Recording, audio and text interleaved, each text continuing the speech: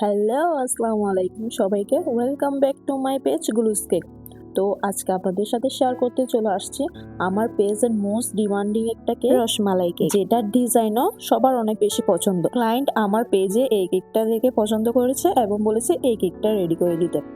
এই কেকটা মনে হয় অনেকবার করা হয়ে গেছে আমার, কারণ এটার ডিজাইনটা আসলে অনেক বেশি সুন্দর। ফার্স্ট টাইম যখন বানিয়েছি তখনও একটা কাস্টমার আমাকে কাস্টমাইজ করে এই ডিজাইনটা দিয়েছে, তো ওই হিসাবে করে বানিয়ে দিয়েছি আমি আমার মতো, আর একটু বেটার করছি।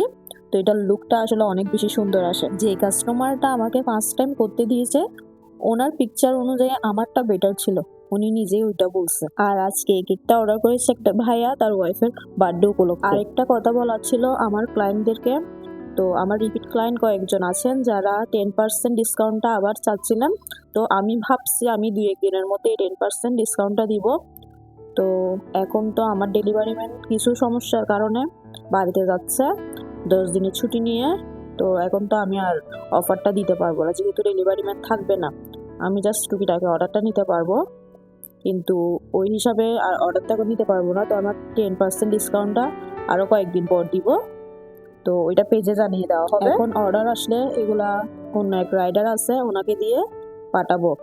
আমার ডেলিভারি ম্যান এখন যেটা আছে উনি আগেরটার চেয়েও অনেক কম প্রাইস নেয় ডেলিভারি চার্জটা, সে কারণে ওনাকে পার্সোনালভাবে রেখে দিয়েছি।